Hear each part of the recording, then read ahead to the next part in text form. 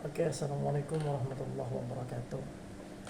Jadi ini mungkin video pertama gue yang rada serius dikit, karena yang kemarin-kemarin mungkin ada main-main ya di channel-channel YouTube gue.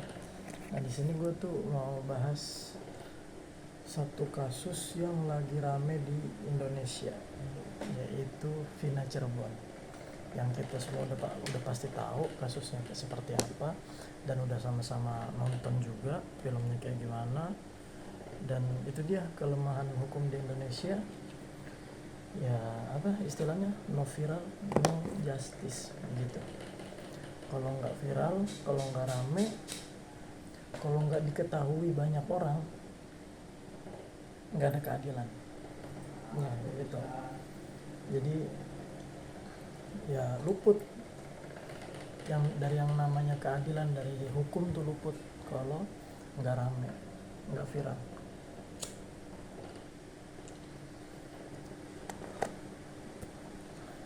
Jadi di sini gue mau bahas tentang Vina Garut, mulai dari kesurupannya dulu. Kasus kesurupan. Kesurupan itu di Indonesia itu bukan hal yang tabu.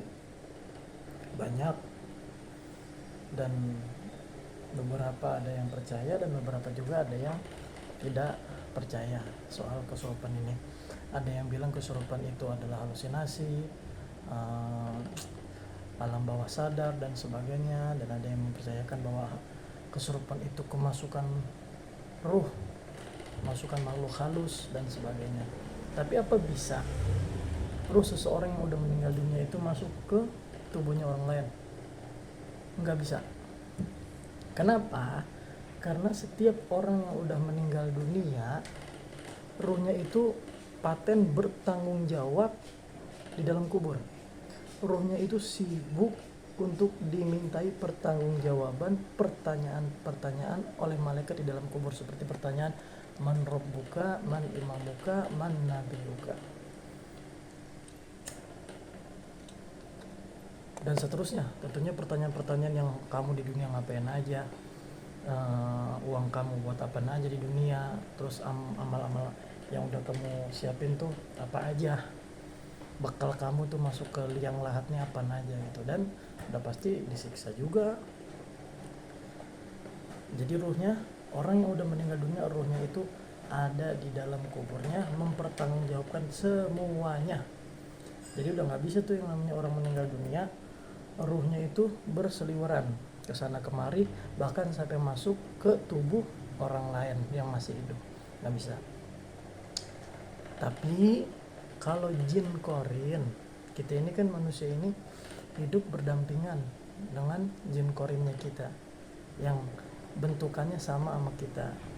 Nah ketika kita meninggal dunia nanti, ketika nanti ada orang yang ngeliat, wah ono si anu no, kemarin gue ngeliat dia, nah itu bukan si almarhum itu adalah jin korin yang memang bentukannya mirip dengan orang tersebut begitu. Terus bisa jin korin masuk ke dalam tubuh orang lain? Bisa. Jadi kasus di sini yang masuk ke dalam tubuhnya Linda itu bukan ruhnya Vina, tapi jin korinnya Vina, atau mungkin makhluk halus semacam jin yang pada saat itu berada di tempat penyiksaannya Vina mungkin, sehingga dia datang menemui Linda, merasuki tubuhnya Linda dan menceritakan semua-muanya. Tapi balik lagi, jin itu, jin, setan, iblis itu sifatnya manipulatif. Apa itu manipulatif? Enggak sepenuhnya bisa kita percaya, karena kadang mereka juga menciptakan sebuah kebohongan-kebohongan.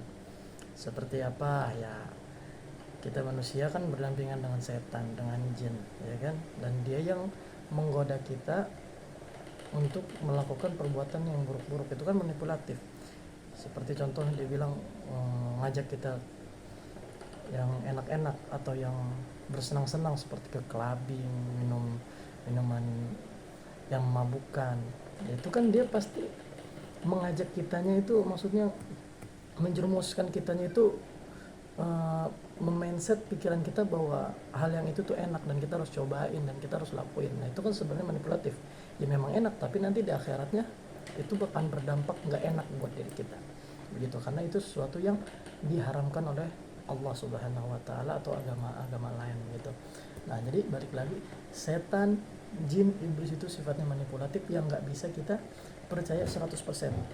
Saya nggak bilang yang dikatakan oleh Linda saat kerasukan itu adalah salah atau bohong, saya nggak bilang gitu. Saya cuma bilang jin, setan, dan iblis itu sifatnya manipulatif yang nggak bisa kita percaya 100% gitu. Dan boleh ditanyakan juga kepada anak-anak indigo yang lain atau ahli spiritual yang lain, pasti mereka membenarkan perkataan saya mengatakan bahwa jin, setan, dan iblis itu sifatnya manipulatif yang nggak bisa 100% kita percaya. Ya karena memang saya mendapatkan tahu hal itu ya dari mereka juga, golongan-golongan mereka juga, itu anak-anak indigo dan para ahli ahli hikmah atau ahli spiritual begitu dah. Nah itu soal kesurupannya. Terus apa bisa bang nih orang kesurupan menceritakan begini pada saat kejadiannya gini loh gitu maksudnya. Saya misalnya di situ kan Linda bilang diperkosa atau dipukul pakai kayu ya kan, dilecehkan gitu kan. Apa itu bisa dijadikan sebagai landasan hukum bang? Ya nggak tahu ya, kalau soal itu tanyakan kepada ahli hukum atau kepolisian ya. Ahli hukum, tanyakan ke ahli hukum atau ke pihak kepolisian apakah mereka juga mempercayai hal-hal itu untuk memecahkan suatu perkara ya kan. Cuman yang pernah saya tahu, kepolisian itu kadang bukan memakai bilangnya ya, sedikit memerlukan bantuan dari para anak-anak indigo atau ahli spiritual untuk memecahkan beberapa kasus ya, tapi nggak semua kasus, hanya kasus-kasus tertentu yang mungkin bersangkutan dengan hal-hal yang mistis mungkin gitu ya. Seperti kalian bisa searching cari anak indigo yang namanya Frisley Herlin ya. Dia itu dulu temennya itu meninggal dunia, tewas, dan kasusnya itu nggak terpecahkan sampai setelah dia, si anak indigo ini astral projection atau apa, pokoknya si anak indigo ini ngeluarin kebisaannya, dia melihat, menerawang apa yang sebenarnya terjadi di rumah temannya yang tewas ini. Nah sehingga dia dapat gambaran, dia ceritain kalau temennya ini tewasnya nggak wajar, bukan tewas karena kecelakaan atau apa, tapi tewasnya karena dibunuh, dipukul pakai linggis, disiksa sama perampok. Nah akhirnya kepolisian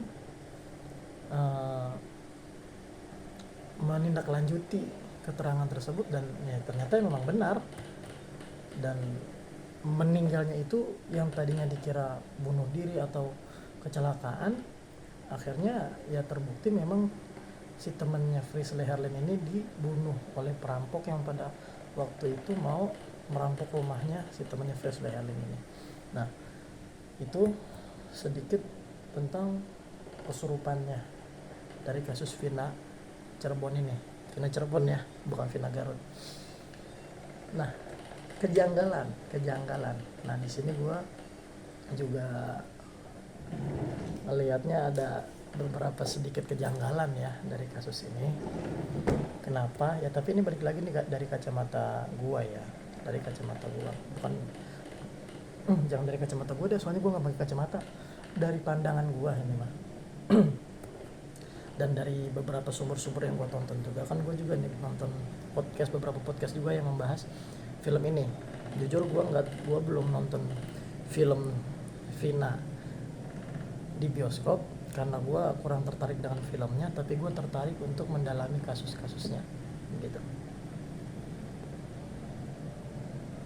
Dan dari beberapa podcast yang gue dengar, itu waktu itu ada podcast yang mewawancarai seorang psikologi forensik Nah, di situ beliau memaparkan bahwasanya ada dugaan 8 tersangka yang sudah tertangkap lebih dulu ini bukanlah pelaku asli.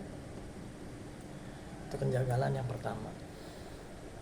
Ada yang mengatakan bahwasanya ini adalah anak-anak motor yang nggak bersalah, yang mungkin lagi pada ngumpul-ngumpul aja terus ditangkap sama polisi. Ada juga yang mengatakan bahwa ini adalah semacam kayak kuli-kuli bangunan yang borongan-borongan gitu tuh, yang dari kampung lain, terus lagi ada proyek di situ di suatu tempat. Nah, yang mau nggak mau karena harus kerja di situ, bukan orang situ, ya dia mungkin istirahat di tempat-tempat situ juga.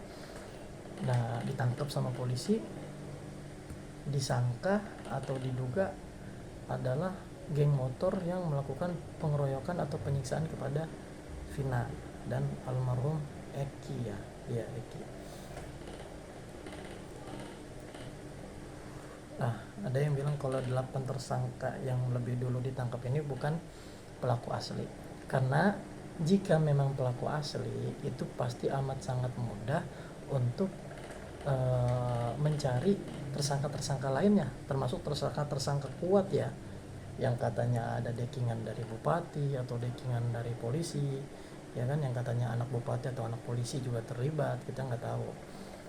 Tapi yang jelas kalau memang ini 8 tersangka ini bener yang asli, bener-bener pelaku, itu nggak serumit ini dan nggak sampai 8 tahun sih, paling banter 2-3 tahun kelar itu kasus ya. Karena nggak mungkin kalau emang 8 pelaku asli ini nggak pernah ada, nggak kenal sama pelaku lainnya, tersangka lainnya, termasuk tersangka utama ini yang sedang DPO, daftar pencarian orang, nggak mungkin nggak kenal, pasti kenal dan pasti ada fotonya kalau emang tersangka asli. Yang namanya geng motor itu kemanapun dia pergi, geng motor itu pasti ada yang namanya kegiatan sunmori, ya kan, yang pagi-pagi motoran terus dipoto-foto gitu kan. Kalau emang yang 8 ini tersangka asli, kenapa polisi nggak geledah rumah ke-8 tersangka ini untuk nyari foto-fotonya tuh yang mana, siapa-siapa aja. Sampai sekarang kan mana fotonya aja nggak di, yang 3 tersangka utama ini yang lagi depo ini, fotonya aja belum diketahuin siapa, yang mana, seperti apa. Hanya gambaran-gambaran sketsa aja. Sketsa itu sebenarnya kalau nggak diketahuin, fotonya nggak ada. Jadi pelaku yang lain tuh cuman, oh ciri-cirinya gini pak, gini, kupingnya begini, matanya gini, hidungnya gini, ya di sketsa. Tapi kalau ada fotonya yang nggak perlu pakai sketsa, langsung fotonya yang dipasang. Wanted itu dicari, DPO, dalam daftar pencarian orang, langsung tempel fotonya, bukan sketsanya. Mustahil geng motor tuh nggak foto-foto. Orang tiap minggu pagi sunmori kok, pasti foto-foto dong. Ya udah geledah aja kalau emang yang 8 tersangka ini bener geng motor ya, bukan kuli bangunan ya. Sekali lagi, bener geng motor, bukan kuli bangunan atau korban asal tangkep aja ya. Ya geledah aja rumahnya mereka, cari foto-fotonya, yang mana Peggy, yang mana si ini, yang mana yang anak bupati, yang mana yang anak polisi. Mudah. Itu yang saya bilang, nggak nyampe 8 tahun, 3 tahun selesai. Dan kalau memang 8 tersangka ini benar-benar pelaku asli, sekarang ini kan pasti mereka, gue juga nggak tahu ya, nggak bisa memastikan bahwa kasus-kasus yang di Indonesia sempat ramai ini sampai nggak di telinga mereka ya, karena mereka juga di dalam balik jeruji besi ya. Tapi setidaknya para pengacaranya ini, kalau memang 8 tersangka ini pelaku asli, paling tidak pengacaranya ini kan bisa membujuk salah satu atau ke-8-8-nya untuk menjadi the next Richard Eliezer. Jadi gini, waktu kemarin kasus Verdi Sambo, dia bilang Brigadir Joshua melecehkan istrinya, terus ada kasus tembak-tembakan di rumahnya antara Richard Eliezer dengan almarhum Brigadir Joshua. Ya begitu. Nyatanya bohong kan. Setelah Richard Eliezer mengakui kesalahannya, bahwasanya dia disuruh menembak Brigadir Joshua sama Ferdi Sambo.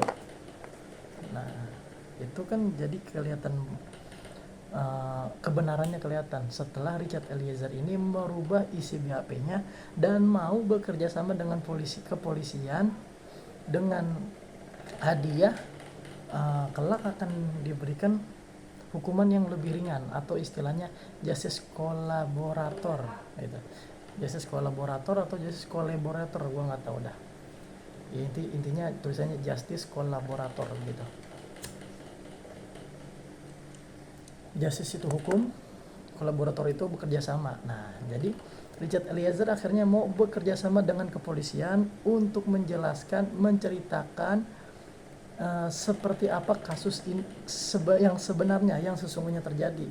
Nah, sampai akhirnya terbuktilah bahwa Ferdi Sambo lah yang membunuh Brigadir Joshua. Nah, berkaca dari kasus ini, entah yang tadi gue bilang, kasus ini terdengar nggak sama 8 tersangka itu atau enggak, karena posisi mereka di balik jeruji besi yang mungkin dibatasi, nggak bisa megang HP, nggak bisa nonton TV, sehingga nggak tahu ada kasus seperti ini. Tapi kan pengacara mereka nonton. Toh kalau emang 8 tersangka ini benar pelaku asli, kan setidaknya para pengacara atau kuasa hukum, pendamping hukum mereka bisa membujuk dong. Ayo, kalau kamu emang benar pelaku asli, mau nggak hukuman kamu diringanin? Yang tadinya seumur hidup jadi sekian tahun aja. Yuk, bisa kita jadi justice collaborator. Biar kita bekerja sama dengan pihak kepolisian, biar kasus ini yang tadinya nggak terang benderang jadi terang benderang, jadi jelas gitu loh. Tapi ya bagaimana? Ya balik lagi, yang 8 tersangka ini bener pelaku asli atau enggak? Sebab kalau memang pelaku asli, ya tadi gue bilang gak nyampe 8, 3 tahun pasti kelar. 3 tahun pasti kelar. Masalahnya mau ngejar polisi, mau ngejar 3 DPO yang lain juga, ya mau ngejar kemana? Masalahnya ini kan yang 8 tersangka ini bukan pelaku asli, jadi belum tahu, nggak tahu juga lah pelaku aslinya itu yang kayak gimana. Kalau memang pelaku asli, dia tahu yang tadi gue bilang, gerebek rumahnya ada fotonya, ya pasti cepet. Ya karena bukan pelaku asli, digerebek rumahnya bukan boro-boro jaket geng motor ya, yang ada malah pacul mungkin kan, sama peralatan-peralatan kulik lainnya. Ya jadinya apa yang mau dicari, apa yang mau dikulik, apa yang mau digali dari 8 tersangka ini? Ya karena memang 8 tersangka ini nggak tahu menahu tentang kasus ini, tapi dipaksakan menjadi tersangka dan dimintai keterangan gitu loh. Kayak bukan ustadz tapi ditanyain perkara agama, ya kan ngalor ngidol jadinya, kan begitu. Nggak jelas, nggak terang benderang jadinya, dan itu juga jadi merepotkan kepolisian juga sih kalau menurut gua. Dan katanya 8 tersangka ini 8 tersangka ini yang gua dengar ada seseorang yang namanya Saka, yaitu salah satu korban salah tangkap, yang mengatakan bahwa katanya sempat disiksa. Sempat disiksa untuk mengakui kalau dia itu adalah pelakunya. Nah, ini gimana nih? Coba. Sempat disiksa untuk mengakui kalau dia itu pelakunya. Berarti kalau dia nggak ngaku tetap disiksa terus dong. Terus kalau dia disiksa terus bakal sakit terus dong, ngerasain sakit dong, ya karena disiksa terus dong. Ya, jadi gimana nih?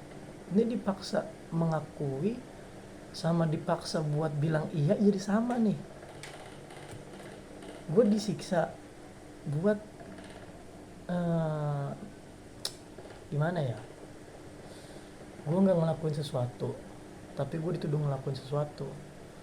Ya gue nggak mau ngaku dong. Cuman masalahnya kalau gue nggak ngaku, gue bakal terus-terusan disiksa. Sementara gue butuh penyiksaan ini berhenti biar gue nggak merasakan sakit. Ya mau nggak mau gue harus ngaku dong. Ya gimana nih? Masa iya sih hukum Indonesia begini? Mau nggak mau harus bilang iya. mau nggak mau harus jadi tersangka, mau nggak mau harus bilang iya gue pelakunya, hanya untuk biar badan gue nggak sakit, badan gue nggak disiksa. Gimana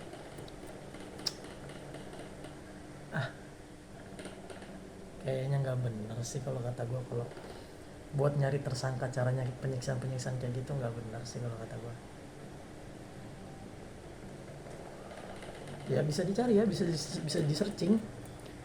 Kalau ada salah satu korban salah tangkap yang namanya Saka tuh, itu dia bilang kalau dia tuh disiksa untuk dipaksa mengakui. Udah itu. Terus yang lagi rame lagi kemarin podcastnya Deddy Corbuzier sama Pak Kabar Eskrim, mantan Kabar Eskrim Pak Susno Duaji, yang bilang bener Peggy itu udah ditangkap, bener namanya Egi alias Peggy, bener alias Perong, bener SD-nya di sini bener, SMP-nya di sini bener, SMA-nya di sini bener gitu kan. Tapi Peggy yang ini atau bukan, yang sebagai pelakunya ini Peggy yang ini atau bukan gitu kan. Itu yang masih jadi tanda tanya antara Om Deddy Corbuzier sama Pak Susno Duaji.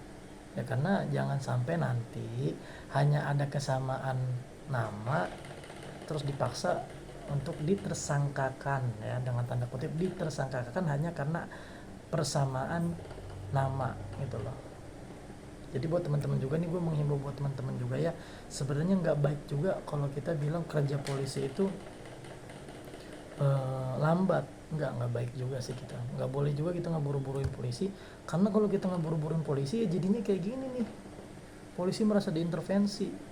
Jangan sampai kepolisian dan penegak hukum lain merasa diintervensi, kita kata-katain kinerjanya lambat, jadinya mereka kan merasa wah kerja gua harus cepet nih ya, jadinya karena cepet-cepet itu jadi salah penanganan, salah tangkap, dan ya fatal dan berbahaya juga buat orang-orang yang salah tangkap itu ya.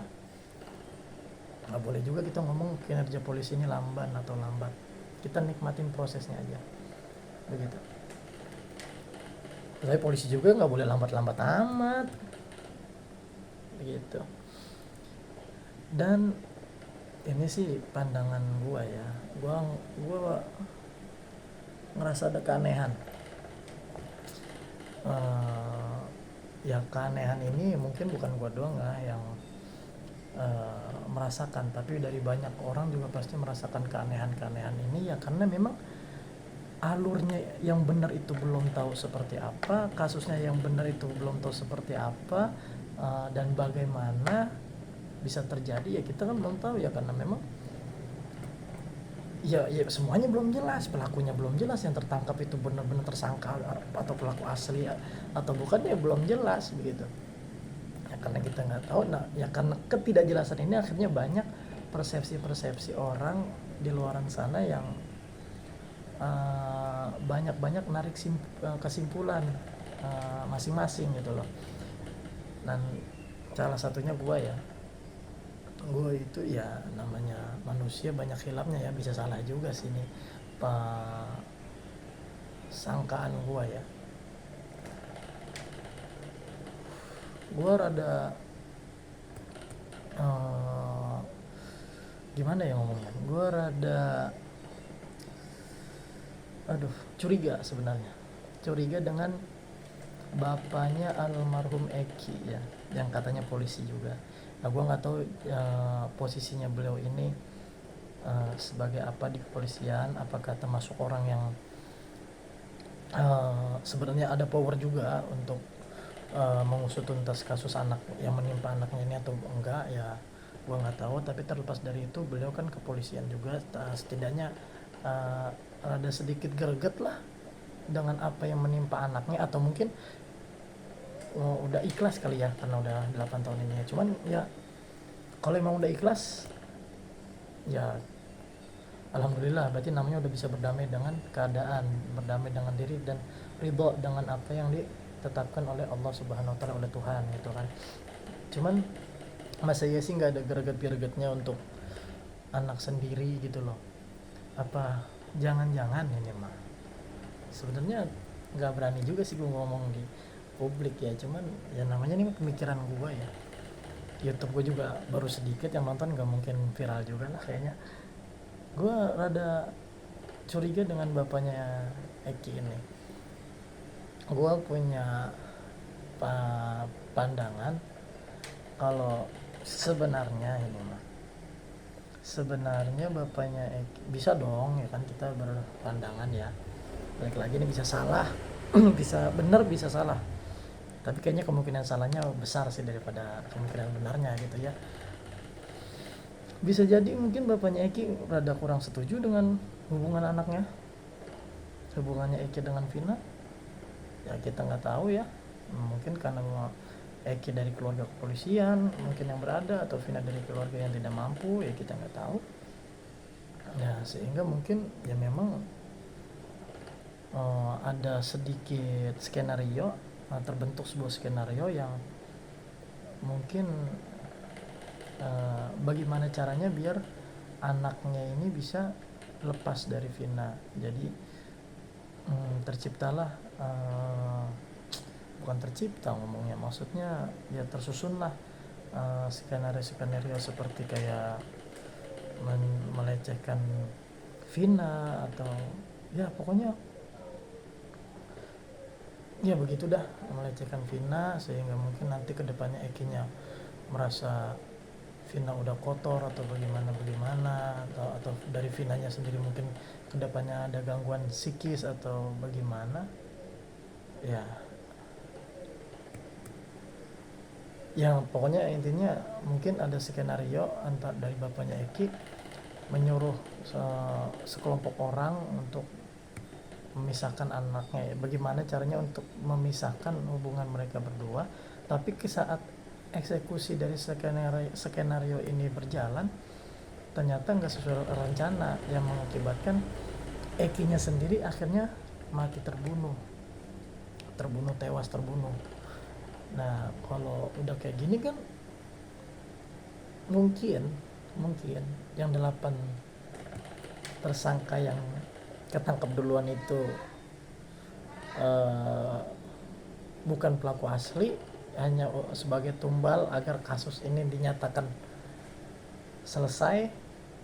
Nah, mungkin nanti akan di SP3 dihentikan gitu kan, bisa jadi itu mereka hanya tumbal, karena dalang dibalik semuanya itu ya mungkin ya itu bapaknya Eki sendiri, meskipun anaknya yang dikorbanin gitu loh. Tapi itu bisa salah ya, bisa salah ya. Balik lagi namanya manusia kan, ditambah sampai detik video ini nanti kalian tonton belum ada kepastian yang benar-benar pasti ceritanya, alurnya bagaimana ya kan, kejadian di TKP-nya seperti apa dan bagaimana bisa terjadi ya kan, belum ada yang pasti dan yang aslinya itu seperti apa.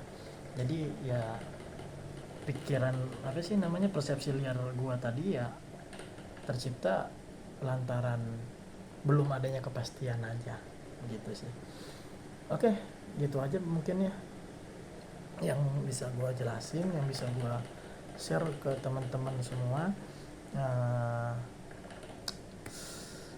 Ya namanya pemula ya, kadang masih suka belibet ngomongnya.